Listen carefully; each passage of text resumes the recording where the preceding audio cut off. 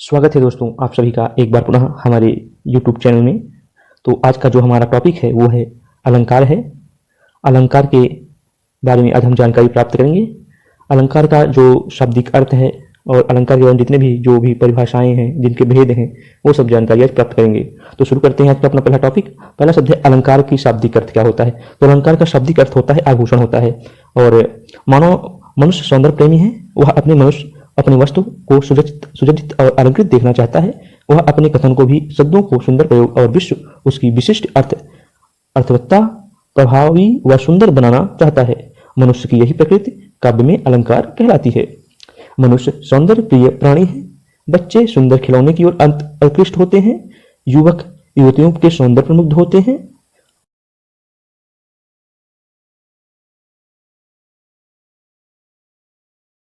देखना चाहता है।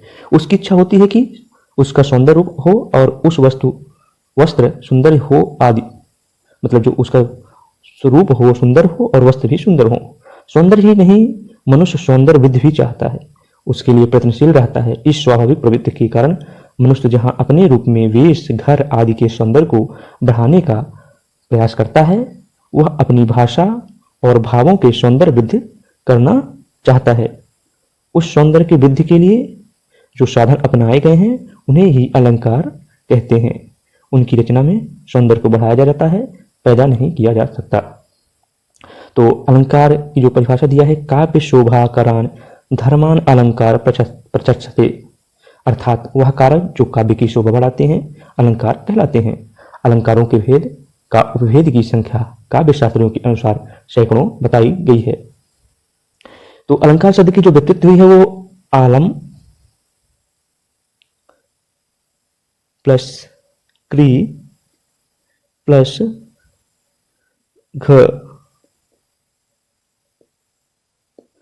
से हुई है, जिसका अर्थ है आभूषण। आभूषण भूषित करने वाले उपादान को ही अलंकार कहा जाता है। आचार्य वामन के अनुसार जो अलंकृत करे वह अलंकार है। भामनी 6वीं शती को अलंकार संप्रदाय का प्रवर्तक माना जाता है। तो अलंकार संप्रदाय का जो प्रवर्तक किसे माना गया है, तो वामन को माना जाता है।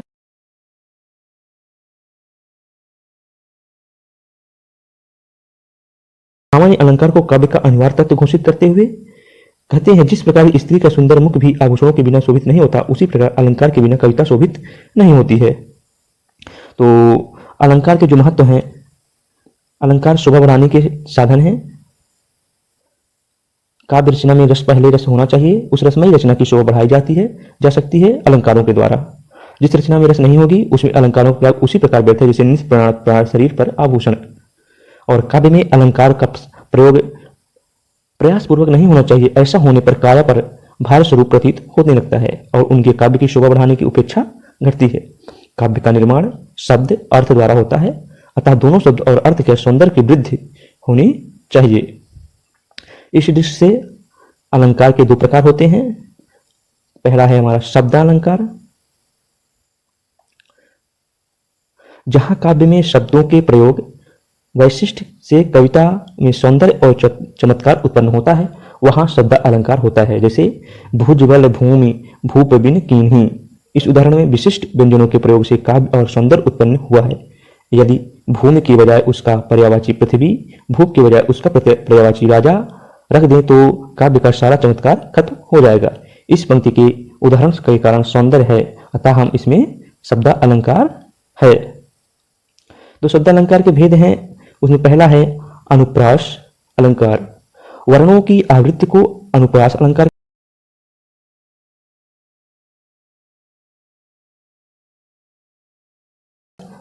अनुप्रास और अंत्यानुप्रास आदि इसके मुख्य भेद हैं। तो अनुप्रास अलंकार कौन है? वर्णों की आवृत्ति को अनुप्रास अलंकार कहते हैं। वर्णों की आवृत्ति के आधार पर वृत्तानुप्रास, छेकानुप्रास, लटानुप्रास और सत्रानुप्रास और अंतरानुप्रास इनके मुख्य भेद हैं। तो दूसरा शब्द अलंकार के भेद कौन से हैं? यमक। यमक एक ही शब्द की आवृत्ति दो या उससे अधिक बार होती है, जिनका अर्थ भिन्न भिन्न होते हैं, उसे यमक अलंकार कहते हैं। तो जहां एक ही शब्द अधिक शब्द एक से अधिक बार प्रयुक्त हो एवं अर्थ भी प्रत्येक बार भिन्न भिन्न हो, वहां यमक अलंकार होता है। इसके उदाहरण जैसे हैं कनक कनकते सौगुनी मादकता अधिकाय, वो खाए बोराए जग या पाए बेराए। और उदाहरण जैसे वर जीते सरमैन के ऐसे देख मना, ऐसे देखे मैन हरिणी के नयनन ते हरिणी के यह नयन। तो तीसरा जो हमारा है श्लेष अलंकार। शब्द अलंकार जो तीसरा प्रकार हमारा है भेद है श्लेष अलंकार। तो श्लेष यानी होता है चिपका हुआ, चिपकना, मिलना अथवा संयोग, श्लेष का अर्थ होता है। तो एक ही शब्द में कई अर्थ निकलते हैं तो वह श्लेष अलंकार होता है। ध्यान रखने योग्य बात यह है कि यमक के शब्द अव्यक्त होती है और एकाधिक अर्थ होते हैं, जबकि प्लेस में बिना शब्द की अव्यक्त शब्द को एकाधिक अर्थ होते हैं। तो इसका कहना है चिपकना, श्लेष का अर्थ होता है चिपकना, मिलना अथवा संयोग, जहां एक शब्द के साथ अनेक अर्थ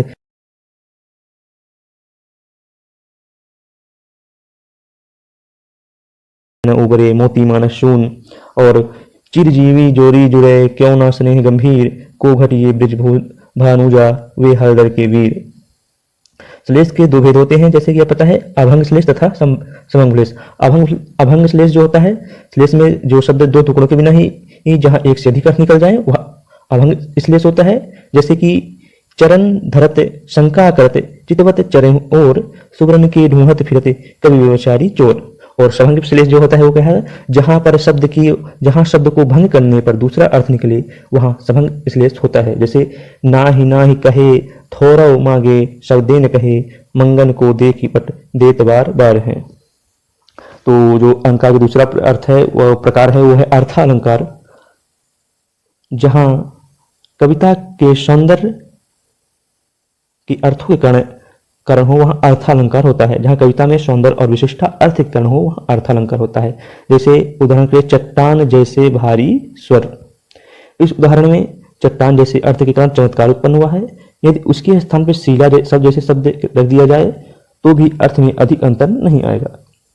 इसलिए इस काव्य में अर्थ अलंकार का प्रयोग हुआ है। कभी कभी शब्द अलंकार और अर्थ अलंकार दोनों के योग में चमत्कार आता है, उसे उभय अलंकार कहते हैं। तो अर्थ अलंकार के जो भेद होते हैं वो उसमें है, पहला है उपमा।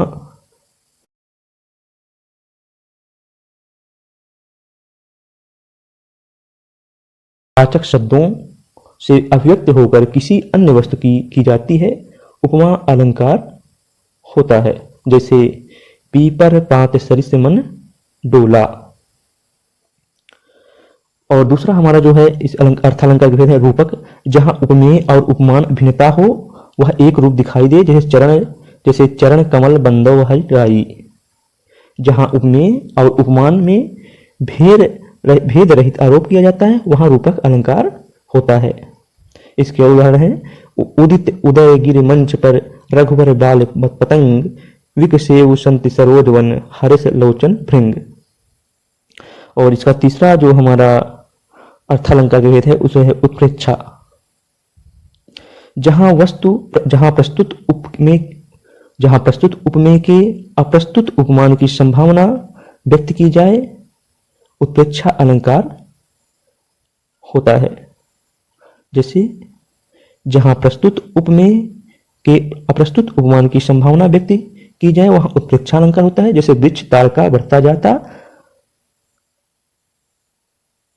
मानो नभ को छूना चाहता। और चौथा प्रकार है अर्थालंकार का भ्रांतिमान। जहां समानता के कारण उपमेय में उपमान की निश्चयात्मक प्रतीत हो वहां क्रियात्मक परिस्थिति में परिवर्तित हो जाए वहां भ्रांतिमान के लिए प्रयोग किया जाएगा। और पांचवा जो है वो संदेह है। यहाँ उस वस्तु के समान दूरी वस्तु की संदेह हो जाए लेकिन वह निश्चित आत्मक ज्ञान में न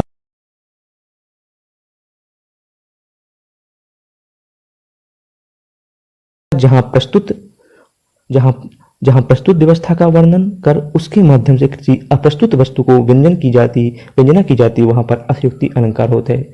जब किसी वस्तु को बढ़ा चढ़ाकर किया जाए वह अतिशयोक्ति अलंकार होता है। जैसे हनुमान की पूंछ में लगन न पाई आग, लंका सिगरी जल गई गए निशाचर भाग। और सातवां इसका प्रकार जो है विभावना अलंकार है। जहां कारण के अभाव में कार्य की उत्पत्ति का वर्णन किया जाए विभावना अलंकार होता है। जैसे चुभते ही तेरा अरुण बाण, कहते कण कण से फूट फूट, मधुर के निर्झर के सरजल गान। और आठवां जो है मानवीकरण है। जहां जहाँ का मूर्त या अमूर्त वस्तुओं का सचिव प्राणियों या मनुष्यों की क्रियाशीलता की भ्रांति वर्णित किया जाए वहाँ मानवीकरण अलंकार होता है, अर्थात निर्जीव में सजीव की गुणों में आरोपण होता है। तो अलंकार के जो भेद विस्तार में जानेंगे जब जब आप अलंकार के सभी भेद विस्तार में पढ़ने जा रहे हैं, आपको प्रति एक अलंकार उसके उदाहरण भी पढ़ने को मिलेगा। तो जो हम आपको पढ़ाएंगे उसके में प्रति अलंकार में आपको एक उदाहरण भी प्राप्त होगा। तो अब शुरू करते हैं अनुप्रास अलंकार से। जब समान व्यंजनों की आवृत्ति अर्थात उनके बार बार प्रयोग से कविता में सौंदर्य की उत्पत्ति होती है तो व्यंजनों की इस आवृत्ति को अनुप्रास अलंकार कहते हैं। अनुप्रास शब्द अनुप्रास शब्दों से मिलकर बना है। अनु का अर्थ है बार बार और प्रास शब्द का अर्थ है वर्ण, अर्थात जो शब्द में आए अथवा बार बार आए वह अनुप्रास अलंकार की संभावना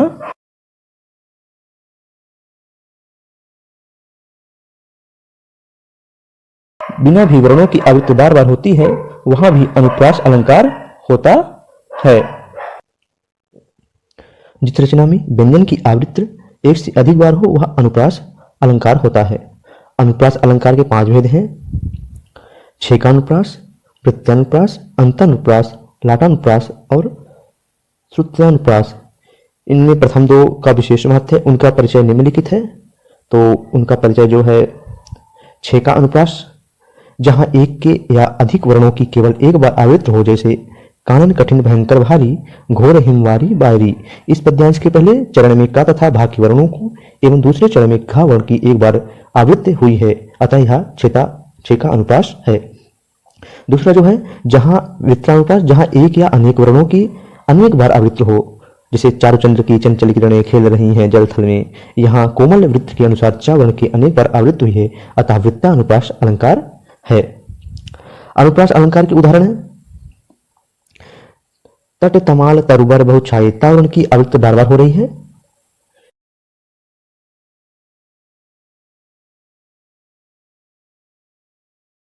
बार बार हो रही है। तुम मासहीन तुम शक्तिहीन हे अस्तिशेष तुम अस्तिहीन, सुमित्रानंदन पंत की कविता का अंश तावर्ण के आवृत्त होने का अनुप्रास अलंकार है। कानन कठिन भयंकर भारी, घोर हिमवारी वारी का और भाव वर्ण की आवृत्ति हो रही है। चारुचंद्र की चंचल किरणें खेल रही थी जल थल में, चा वर्ण की आवृत्ति बार बार हो रही है। इसमें मधुप गुण गुना कर कहा जाता कौन कहानी, यह अपनी ग और का वर्ण की आवृत्ति बार बार हो रही है। घेर घेर गगन शोभा श्री घा की आवृत्ति जो है बार बार हो रही है। धूल धूसर परस पाकर सूरज की किरणों का धा और पा वर्ण की आवृत्ति बार बार हो रही है। दुख दूना सुरंग सूधिया सुहावनी कमजोर कांपती दा और सा वर्ण की आवृत्ति बार बार हो रही है। और जो हमारा दूसरा अलंकार है वो है यमक अलंकार। किसी वस्तु या काव्य में एक ही शब्द 2 या 2 से अधिक बार आए, हर बार उसका अर्थ भिन्न हो, वह यमक अलंकार होता है।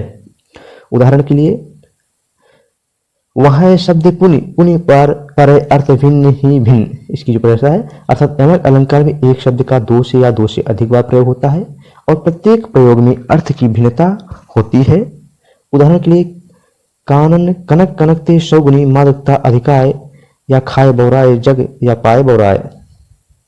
इस छंद में कनक शब्द के बाद 2 बार प्रयोग हुआ है, एक कनक का अर्थ है स्वर्ण और दूसरे का अर्थ है धतूरा। इस प्रकार एक ही शब्द का भिन्न भिन्न अर्थों में 2 बार प्रयोग होने का यमक अलंकार।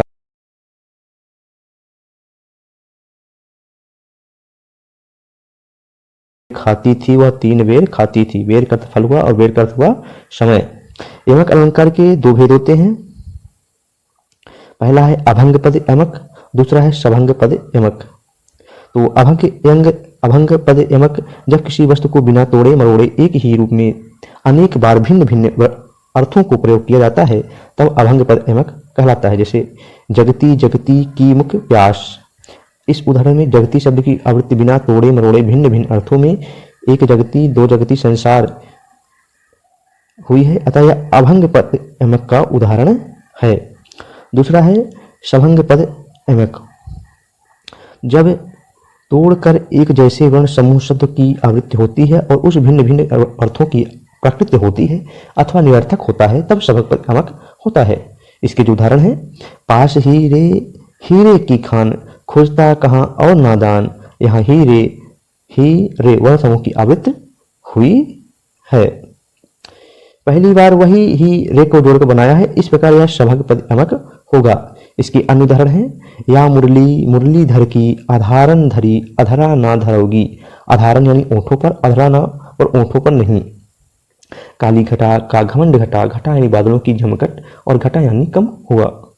माला फेरत जुग भया, फिरना मन का फेर, कर का मन का डाल दे, मन का मन का फेर। मन का यानी माला का दाना और मन का यानी हृदय का। तू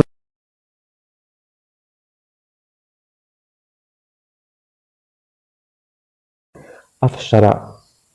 तो तीसरा हमारा है श्लेष अलंकार। श्लेष का अर्थ होता है चिपका हुआ या चिपकना। जहां शब्द तो एक बार प्रयुक्त तो किया जाए पर उसके एक से अधिक अर्थ निकले, वह श्लेष अलंकार होता है। इसके उदाहरण है, जो रहीम गत दीप की, कुल कपूत की सोए, बारे उजियारे करे बढ़े अंधेरो होए। यहाँ दीपक और कुपुत्र का वर्णन बार बार और बढ़े शब्द दो अर्थ दे रहे हैं। जो दीपक बारे यानी जलाने पर और कुपुत्र वाले यानी बाल्यकाल में उजाला करता है, ऐसे ही दीपक बढ़े बुझ जाने पर और कुपुत्र बड़े होने पर अंधेरा करता है। इस दोहे में बारे और बढ़े शब्द बिना तोड़ मोड़ ही दो अर्थों की प्रतीत कर रहा है, अर्थात अंग अलंग पद श्लेष अलंकार है। इसका जो दूसरा उदाहरण है वो है, रो रो कर सिसक सिसक कर कहता मैं करुण कहानी, तुम सुमन नोचते सुनते करते जानी अनजानी। यह सुमन शब्द का अर्थ है फूल और दूसरे सुमन का अर्थ है दूसरा अर्थ है सुंदर मन। सुमन का खंडन सु प्लस मन करने पर सुंदर प्लस मन अर्थ होने के कारण संभंग पद श्लेष अलंकार है। और श्लेष अलंकार के अन्य उदाहरण है, सुवर्ण को ढूंढत फिरत कवि व्यभिचारी चोर। सुवर्ण यानी होता है सुंदरी और सुवर्ण यानी होता है सोना। रहीमन पानी राखिए, बिन पानी सब सोन, पानी गे न ऊपरे, मोती मानस सोन। पानी का अर्थ है चमक और इज्जत।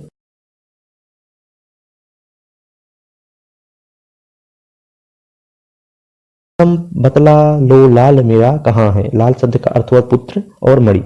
मधुबन की छाती को देखो सूखी कितनी इसकी कलियां। कलियां यानी एक खिलौने के पूर्व फूल की दशा और दूसरा है अर्थ इसका यौवन के पूर्व की अवस्था। तो इसका उदाहरण है, मेरे भव बांधा हरो, राधा नागरी सोए, जातन की झाई पे श्याम हरित दुति होए। हरित यानी हर लेना, हरित होना, हरा रंग का होना। तो चौथा प्रकार है उपमा अलंकार। जहां एक वस्तु या प्राणी की तुलना अत्यंत समानता के कारण किसी अन्य प्रसिद्ध वस्तु की या प्राणी से की जाए, उपमा अलंकार का अर्थ है तुलना। उपमा का अर्थ जो होता है वो है तुलना। जहां उपमान से उपमेय की साधारण धर्म क्रिया को लेकर वाचक शब्द के द्वारा तुलना की जाती है। इसको समझने के लिए उपमा के चारों को विचार कर लेना आवश्यक है। इसमें उपमेय, उपमान, धर्म, वाचक। तो पहला इसमें उपमेय अलंकार प्रत्यक्ष या प्रस्तुत, जिसको अर्थ है वस्तु या प्राणी जिसका उपमा दी जा सके अथवा काव्य में जिसका वर्णन अपेक्षित हो, उपमेय अलंकार है। मुख, मन, कमल आदि। दूसरा है उपमान अप्रत्यक्ष या अप्रस्तुत। वह प्रसिद्ध बिंदु या प्राणी जिसके साथ उपमेय की तुलना की जाए उपमान कहलाता है। छान, पीपर, पात आदि। तीसरा है साधारण क्रम। उपमान तथा उपमेय में पाए जाने वाले परस्पर सम्मान गुण साधारण धर्म कहलाता है, जैसे चांद या सुंदर मुख। चौथा है सादृश्यवाचक शब्द। जिस शब्द विशेष में समानता या उपमा का बोध होता है उसे वाचक शब्द कहलाते हैं, जैसे सम, सी, सा, सरिस आदि शब्द वाचक शब्द कहलाते हैं।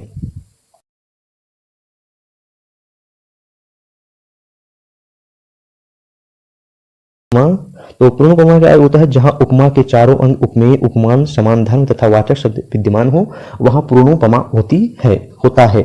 और लुप्तोपमा में जहां उपमान के चारों अंगों में से कोई एक, दो या तीन अंग लुप्त हो, वहां लुप्तोपमा होता है। लुप्तोपमा के कई प्रकार हो सकते हैं, जैसे अंग लुप्त होता है उसी प्रकार नाम रखा जाता है। और तीसरा है मालोपमा। जब किसी उपमेय की उपमा कई उपमानों से की जाती है और इस प्रकार की उपमा माला से बन जाती है, तब मालोपमा मानी जाती है। उपमा अलंकार के जो उदाहरण हैं उसका मुख चंद्रमा के समान है। इस कथन में मुख्य रूप में है, चंद्रमा उपमान है, सुंदर समान धर्म है और समान वाचक शब्द है। नील गगन सा, शांत हृदय था, हो रहा। इस पंक्ति में उपमा के चार अंग है, उपमेय, हृदय, उपमान, नील गगन, समान धर्म, शांत और वाचक शब्द है विद्यमान है, तो यह पूर्णोपमा है। कोटि कुलिस सम वचन तुम्हारा। इस पंक्ति में उपमा के तीन अंग है, उपमेय, वचन उपमान कुलिश और वाचक शब्द समय विद्यमान है, किंतु समान धर्म का लोप है, अतः यह लुप्तोपमा का उदाहरण है, इसे धर्म लुप्ता लुप्तमा कहेंगे।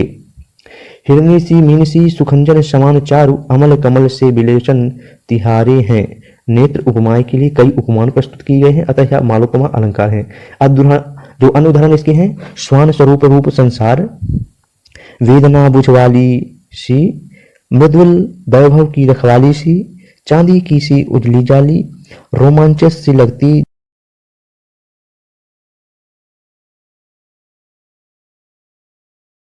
खंभा, चावल सादृश्य डोल रहे सरसों के सर अनंत। तो इसको आप लोग देख लीजिए।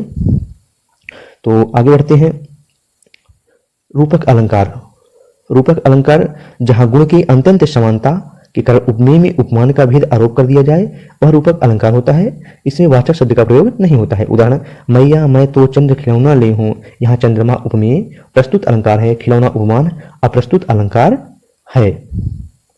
तो चरण उपमेय, चरण यानी कमल बंधु हरिराई, चरण उपमेय हो गया, प्रस्तुत अलंकार कमल हो गया, उपमान अप्रस्तुत अलंकार हो गया। और इसके उदाहरण है, बीती विभावरी जागरी अंबर घट में डूबो रही, तारा घट ऊषा नगरी। तारा यानी उपमेय प्रस्तुत अलंकार, घट यानी उपमान अप्रस्तुत अलंकार। और इसका उदाहरण है, उदित उदित उदय गिरि मंच पर रघुवर बाल पतंग, विकसे संत सरोज सब हर्षे लोचन भृंग। सांगोपांग रूपक अलंकार का सर्वश्रेष्ठ उदाहरण यही है, याद रखेंगे। और हमारा जो और दूसरा है, 6वां नंबर है उत्प्रेक्षा अलंकार, जहां रूप गुण आदि सभी समानता के कारण उपमेय में उपमान की संभावना या कल्पना की जाए वहां उत्प्रेक्षा अलंकार होता है। इसका वाचक शब्द मनो, मानो, जो, जानो, जानहु आदि। उदाहरण, कहती हुई यो उत्तरा के नेत्र जल से भर गए, हिम के कणों से पूर्ण मानो हो गए पंकज नए। उत्तरा के नेत्र उपमेय प्रस्तुत अलंकार हुआ, ओष युक्त जल कण पंकज उपमान अप्रस्तुत अलंकार हुआ। और उदाहरण है, सोहत ओढ़े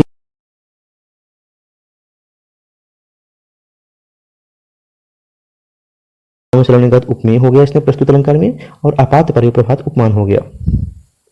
और हमारा 7वां नंबर है मानवीकरण अलंकार, जहां जड़ प्रकृति निर्जीव पर मानवीय भावनाओं तथा क्रियाओं का आरोप हो वहां मानवीकरण अलंकार होता है।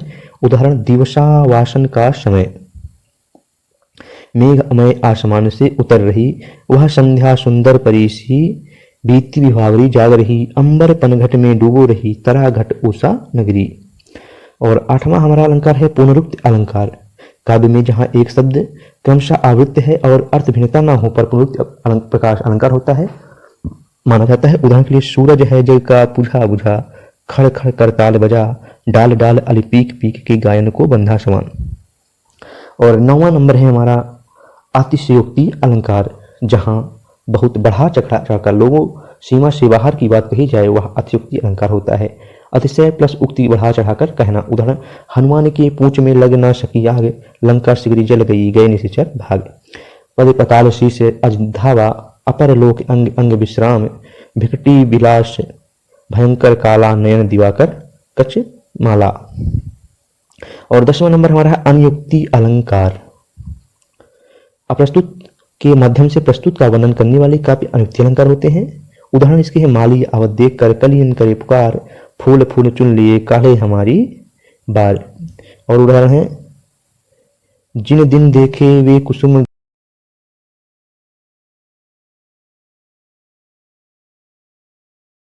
आश अटक्यो रहत, अति अली गुलाब के मूल, अहिए फिर बसंत ऋतु इन डारने के मूल। भायो शरीत पति सलीन पति अरु रतनन की खानी, कहाँ बड़ाई समुद्र की जो पै न निवत पानी। तो ये हमारा अलंकार का जो टॉपिक था वो खत्म होता है यहाँ से। हमने इसके बारे में विस्तृत जानकारी दी है और आप इसको दोबारा देख सकते हैं, पूरे वीडियो को आप स्क्रीनशॉट ले सकते हैं। तो आज के लिए इतना ही, धन्यवाद।